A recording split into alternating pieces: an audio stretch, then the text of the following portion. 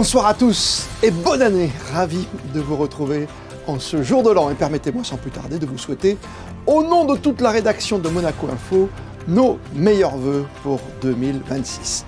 Comment l'avez-vous commencé? En famille? En musique? Entre amis? Au travail? Quelles sont vos premières résolutions? Nous recevrons dans un instant la psychothérapeute Audrey Hakoun pour évoquer nos fameuses bonnes résolutions de début d'année. Et puis nous nous rendrons à l'étranger, à New York, destination très prisée pour le réveillon. Et avant d'évoquer le passage de 2025 à 2026, après le drame survenu cette nuit dans un bar de la station de ski de Crans-Montana, qui aurait fait de nombreuses victimes et plus d'une centaine de blessés, alors que le bilan est encore provisoire selon les autorités suisses, le prince Albert II a adressé une dépêche au président de la Confédération suisse. Le prince souverain et le gouvernement princier adressent leur soutien et leur solidarité au gouvernement de la Confédération suisse, aux autorités locales, ainsi qu'à l'ensemble des services de secours. La principauté exprime sa compassion aux victimes, à leurs familles et à toutes les personnes touchées par ce drame et s'associe à leur peine. Et vous étiez nombreux hier soir, vous en principauté, à vous rendre au village de Noël pour partager ce moment attendu, comme chaque année à minuit pile, le passage à 2026. Monaco a brillé un peu plus que d'habitude encore hier soir pour célébrer cette arrivée. Immersion au cœur de la nuit de la Saint-Sylvestre avec Sarah Nkari. Des milliers de visiteurs ont choisi Monaco pour le passage à la nouvelle année. Parmi la foule, des habitués viennent fêter le réveillon en principauté tous les ans. C'est le cas de ces Niçois. Dès qu'il arrive minuit, peu importe, tout le monde se dit bonne année, le feu d'artifice est beau. Et on se sent en sécurité aussi. On se sent en sécurité avec les enfants, donc c'est super. Sur l'heure 31, les familles, les groupes d'amis ou encore les amoureux déambulent dans les rues baignées de lumière. La place du Casino, cœur battant de la soirée, attire tous les regards. Un détour aussi par le village de Noël en cas de petit creux. Stasera siamo andati ad un ristorante e adesso facciamo un giro alle bancarelle così. Beviamo un po'? Beviamo un pochino. Sì, un pochino, giusto un pochino. E dopo la festa? E dopo andiamo in piazza Andiamo in piazza e poi andiamo al casino. Che è bellissimo qua, quindi siamo venuti oggi una mattina, siamo stati in giro e aspettiamo adesso lo bello che deve arrivare a mezzanotte.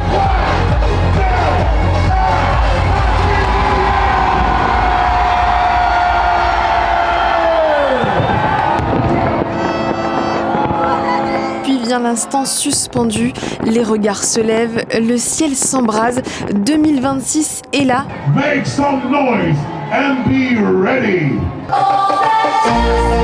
Et la fête ne fait que commencer pour certains.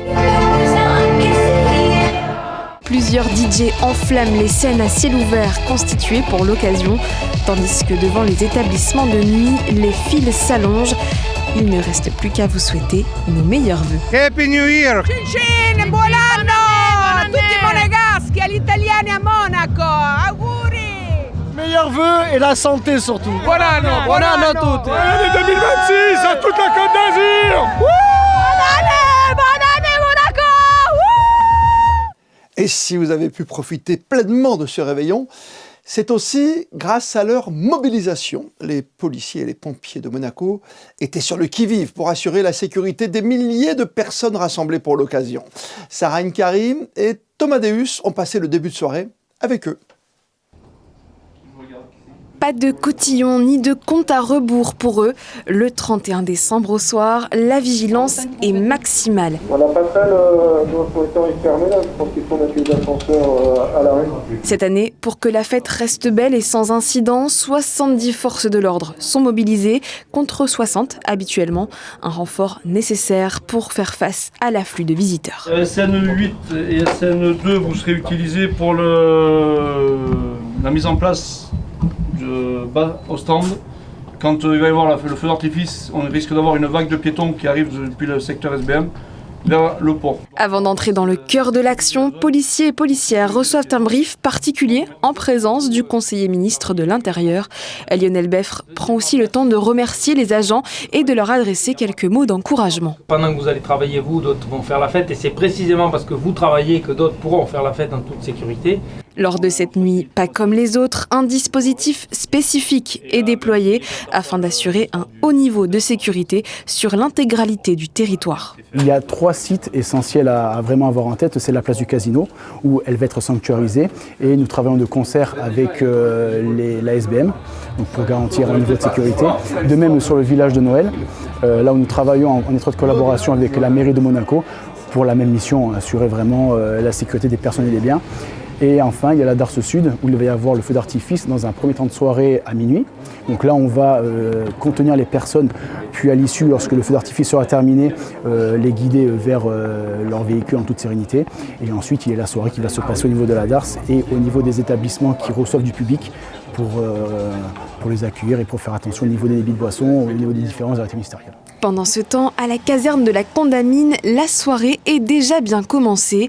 Il est à peine 20h30 et une vingtaine d'interventions a été réalisée depuis le matin. Les pompiers Monaco, j'écoute. Pour les 50 soldats du feu sur le front, la garde s'annonce longue. On s'attend à faire une majorité de secours à personne, donc les gens qui vont sortir en soirée, d'accidents de circulation potentiellement, en espérant que les gens n'aient pas besoin de nos services, parce que ça voudra dire que tout se passe bien pour eux et qu'il n'y a rien de grave. En 2025, la barre des 10 000 interventions a été dépassée pour le corps des sapeurs-pompiers.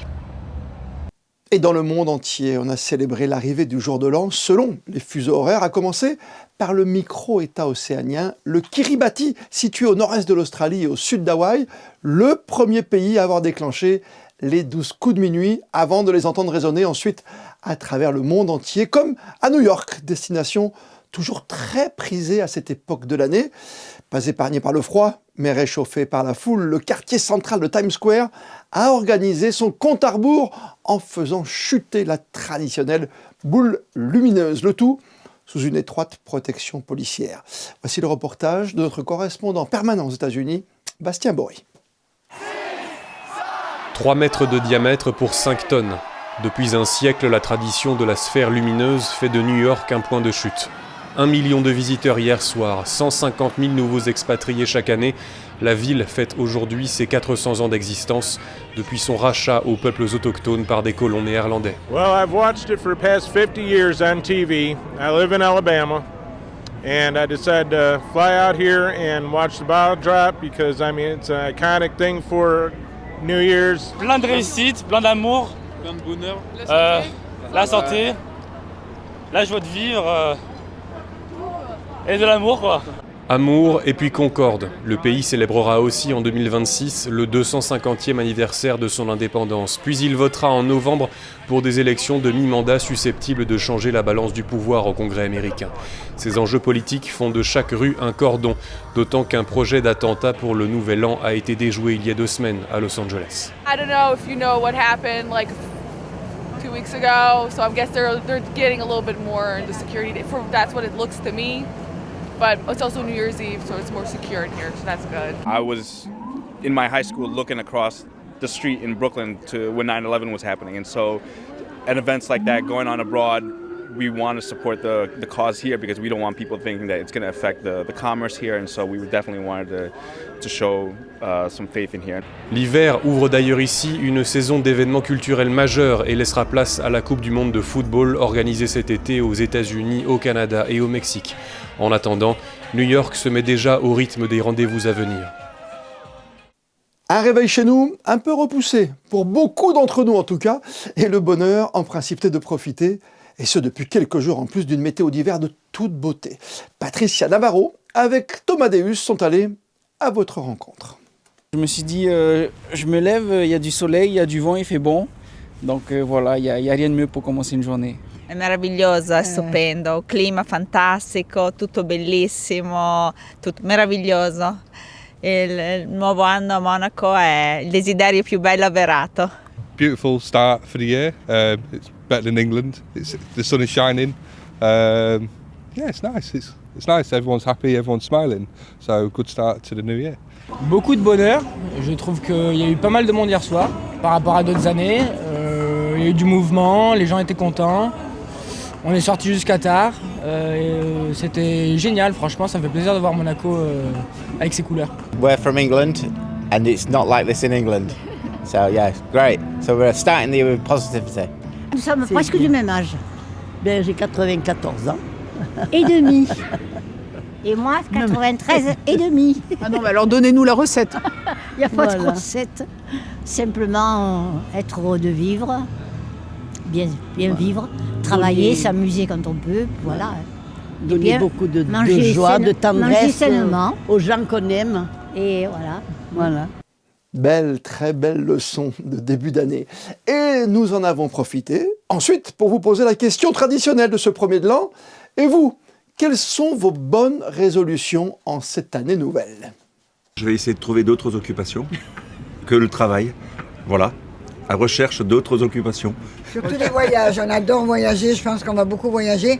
Et puis j'ai mes parents qui ont 96 et 91 ans, dont il faut s'occuper, des petits-enfants qui ont besoin de nous aussi. J'y ai pas encore pensé, mais ça va venir. Du sport, voilà, pour nouvelle année, et profiter en famille, faire des voyages, etc. Peut-être réduire la cigarette, voilà. Moi, ce que je désire, c'est avoir la santé, plein d'amis autour de moi, et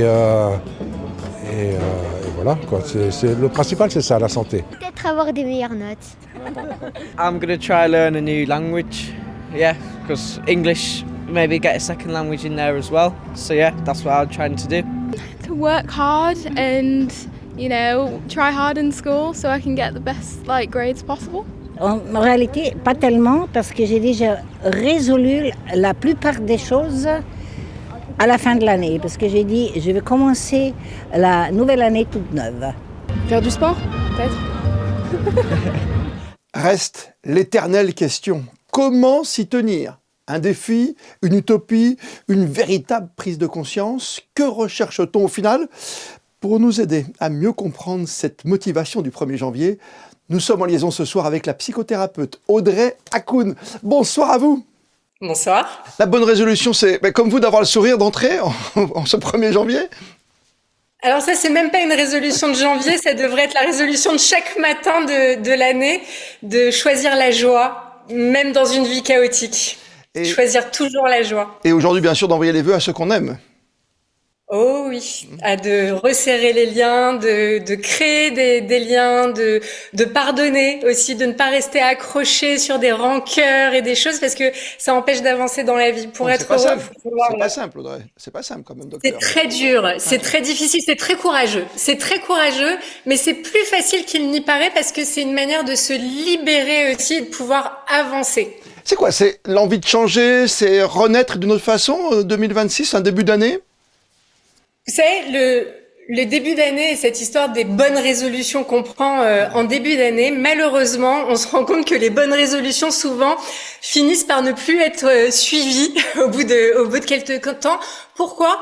Parce que souvent elles sont prises à partir de la peur de manquer, de pas être assez bien, de pas être assez mince, de pas être assez riche, de ne pas être assez ou d'être trop et tout qui est pris à partir de l'énergie de la peur, ça ne peut pas tenir dans le temps. C'est pour ça que moi je préfère la notion de standard de vie, de se poser la question de cette année, qu'est-ce que j'ai envie de me faire vivre? Quelles sont les choses que je n'accepte plus dans ma vie parce que ça ne me fait pas du bien à la santé ou ça ne fait pas du bien à mes relations, à ma santé physique et mentale. Vous savez, enfin, on vient de passer des périodes difficiles quand même. On parle beaucoup de santé mentale en ce moment. Et je pense que plus que de se dire il faut que je perde 3 kilos, il faut que je me remette au sport, il faut que j'arrête de fumer, il faut, c'est comment je peux être plus doux avec moi-même, comment je peux prendre soin de moi et prendre soin de ceux que j'aime, et qu'est-ce que j'accepte plus, surtout. Oui, c'est ça, d'accord, mais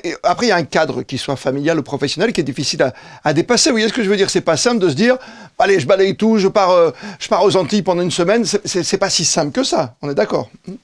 Ouais, mais il est jamais question de tout balayer. Moi, j'y crois pas du tout. Moi, les reconversions sauvages, je vais aller élever des chèvres dans le Larzac et monter une maison d'hôtes en Lozère. J'y crois pas vraiment. Non, c'est vraiment dans l'espace que j'habite aujourd'hui, dans mon job, dans mon système familial. Qu'est-ce que je choisis? Où est-ce que je choisis de remettre le curseur, en fait, dans le niveau de relation que j'ai envie d'avoir? Est-ce que j'ai envie de continuer à être celle ou celui qui se sacrifie pour les autres? Pourquoi? Pour pouvoir être plus aimé, plus reconnu, plus remercié? Oui, mais pour après, finalement, à la fin de l'année, faire le bilan et de se dire... Eh bien, je me suis sacrifiée pour tout le monde. J'ai été gentille, j'ai fait ceci, j'ai fait cela. Et finalement, quelle ingratitude. Je n'ai pas eu de récompense. La meilleure récompense qu'on puisse avoir, vraiment, à la fin d'une année. Donc, j'invite les téléspectateurs à se projeter, eh bien, en 2027, donc dans un an, et de dire... De quoi je serai plus riche pour moi? Qu'est-ce que j'aurais appris cette année qui va me mettre en joie? Quelle relation peut-être j'aurais pacifiée? Au travail, il s'agit pas de dire mon travail m'embête et j'ai décidé de tout quitter du jour au lendemain ou je vais faire la révolution, mais peut-être de se dire dans mon travail, qu'est-ce que je n'accepte plus de faire parce que ça n'est pas juste pour moi? Comment je peux mettre en lumière aussi mes talents peut-être un peu plus et oser peut-être un peu plus? Moi, vous savez, je suis toujours pour la philosophie. Il y a une philosophie japonaise qui s'appelle le Kaizen. C'est le petit pas de plus. Et plutôt que de partir la fleur au fusil. C'est les deux en fait. Parce que c'est un effort à chaque fois. Alors c'est vrai que ça ne se fait pas facilement. Tout demande un peu d'effort, ok? D'élargir sa zone. Moi, j'aime bien cette idée d'élargir sa zone de confort. C'est pas de sortir de sa zone. Ça demande trop d'efforts. C'est chaque jour, quel petit pas de plus, quel effort de plus je peux faire pour honorer la vie, en fait. Mais il me reste une question piège à vous poser avant de conclure quand même ce soir sur Monaco Info. Et vous, votre résolution principale? Moi, c'est toujours la même depuis des années. C'est vraiment de choisir tous les jours, déjà de remercier d'être en vie tous les matins et de choisir comment je peux honorer la vie à ma manière, quel que soit. Le comment n'est pas important. Ça part d'un choix. On a tous des vies chaotiques. La société est là tous les jours pour nous rappeler que l'effondrement n'est pas loin. Et en fait, c'est comment moi, à mon niveau, je peux choisir de mettre de la beauté, de mettre de l'amour et de mettre de la lumière dans ma vie et dans celle des autres qui m'entourent. Et c'est ça. Et c'est ça que je renouvelle comme vœu et vraiment c'est ce que je souhaite à tout le monde, surtout pour les personnes qui vivent des choses très très difficiles. Parfois on a tendance à se laisser complètement aspirer et s'enfermer et même quand on vit quelque chose de difficile et pour celles et ceux qui se disent encore une nouvelle année où ça va être l'enfer et où ça va être difficile, c'est quand même tous les jours, on peut quand même faire le choix d'aller vers quelque chose qui nous allège, qui nous apaise, qui met de la joie dans notre vie. Meilleurs vœux, bonne année, merci pour tout. Meilleurs vœux et une très très bonne année, merci beaucoup. Et donc déjà une bonne soirée déjà et un jour nouveau chaque jour, j'ai bien compris. Merci à vous, bonne soirée. Bonne soirée. Et tout au long de cette période de fêtes et de vacances scolaires, prenez le temps de découvrir en principauté le chemin des crèches qui vous propose un parcours inédit du pied du rocher jusqu'à Monaco-Ville pour admirer la beauté et la variété des crèches du monde entier. Elles ont toutes un point commun, celui de représenter la nativité, mais aussi celui de vous faire voyager. Alors, visite guidée avec Émilie Rousseau, accompagnée d'Émilie Flamin et Alexandra Paolini. Qu'elles soient miniatures ou plus imposantes, inspirées du folklore local ou étranger, ces crèches symbolisent un savoir-faire unique et la passion d'une femme, Fabienne Mourou, qui a fondé le chemin des crèches en 2014. J'ai commencé, je devais avoir une trentaine à peu près de crèches et de fil en aiguille, si vous voulez, j'en suis quand même à 332 je crois. Mais alors ça va de la petite crèche en mie de pain jusqu'à une crèche plus spectaculaire. Pour cette grande collectionneuse, il était impensable de garder pour elle ces pièces qu'elle a héritées de sa mère et qu'elle a pu glaner au fil des années. Elle a donc décidé de les exposer sur un chemin emprunté quotidiennement par des centaines de personnes, de la rampe Major jusqu'à la place de la mairie. Des crèches de France, d'Autriche, de Bolivie ou encore du Portugal ont trouvé leur espace d'exposition. Ça a un aspect bien sûr de ce qu'est la nativité, de ce qu'est le sens de Noël et du Sauveur. Et ça a le but également d'être culturel, c'est-à-dire à travers ces crèches, à travers cette nativité, de voir ce que les différents pays peuvent exprimer à travers leur culture. En 12 ans d'existence, le chemin des crèches s'est fait un nom, si bien que Fabienne Mourou est contactée par de nombreux pays pour intégrer son inimitable parcours. Par exemple, le Cambodge demande à exposer une magnifique crèche des Khmers chrétiens. Si c'est possible, ça sera spectaculaire l'année prochaine, c'est certain. Mais il y a beaucoup de pays qui commencent à être demandants pour venir exposer leur propre crèche. Et pour rendre la visite interactive, un QR code permet de révéler tous les secrets de ces pièces. Le chemin des crèches est à découvrir jusqu'au 5 janvier 2026. C'est l'un des grands chantiers du moment. Le nouveau centre hospitalier Princesse Grace, une construction qui a débuté en 2021 et en cette année 2026 aura lieu la première livraison, et ce dès le printemps. Fabien Bonilla, accompagné d'Arnaud Imbert, on peut visiter en exclusivité pour Monaco Info le futur CHPG. Reportage. Vu de l'extérieur, le bâtiment paraît gigantesque avec ses 10 étages et ses 40 000 mètres carrés. Ses lignes, ses courbures, son design lui donnent une apparence rassurante, tout comme à l'intérieur. Traditionnellement, on termine les travaux de l'étage le plus haut pour finir par l'étage le plus bas. Le hall d'accueil est donc encore en chantier, mais le reste des étages, à part quelques finitions, donne déjà une idée de ce que sera le nouveau centre hospitalier Princesse Grace. Ce bâtiment a été conçu dans un objectif principalement de prendre soin. Un hôpital, c'est là où on prend soin des gens. Et ce qui a été très important pour les équipes de conception, ça a été de faire en sorte que ce bâtiment, derrière toute la technicité qui est cachée évidemment le plus possible, c'est d'avoir quelque chose qui ressemble à de la haute couture. Une robe qui est à la fois élégante, qui est légère et qui va prendre soin de l'ensemble des personnels à l'intérieur, que ce soit les patients ou le personnel médical.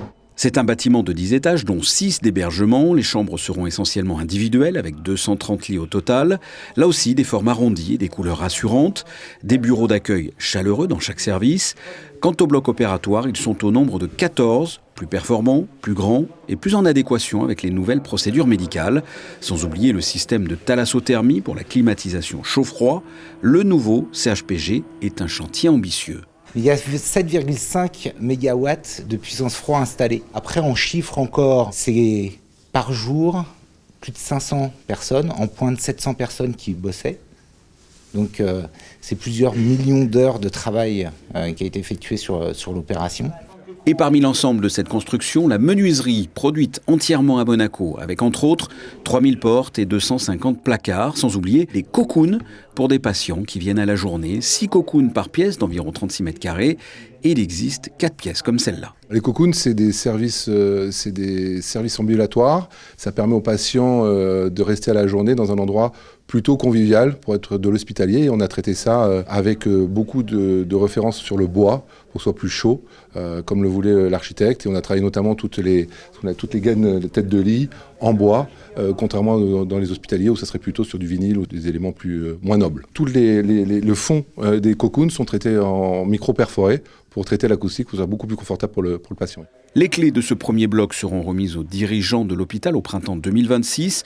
Par la suite, nous passerons à la phase 2. Autrement dit, l'actuel CHPG sera démantelé pour reconstruire sur site, à sa place, un autre bloc d'environ 48 000 mètres carrés.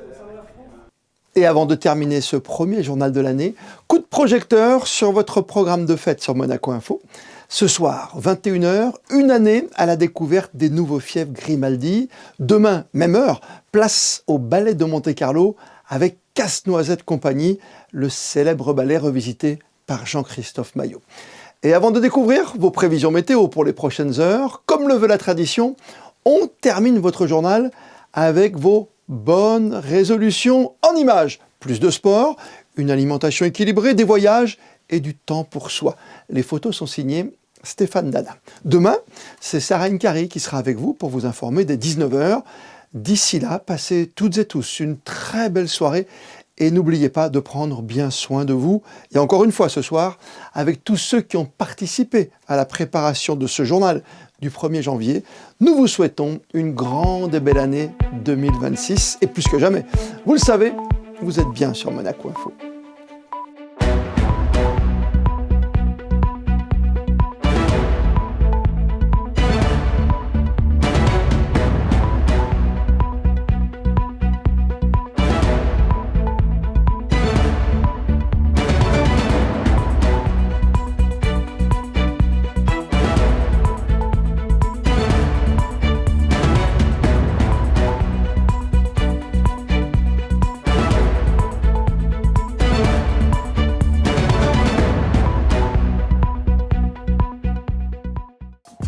C'était la météo avec Suisse Courtage, le spécialiste de l'assurance à Monaco depuis plus de 35 ans. Notre expertise à votre service.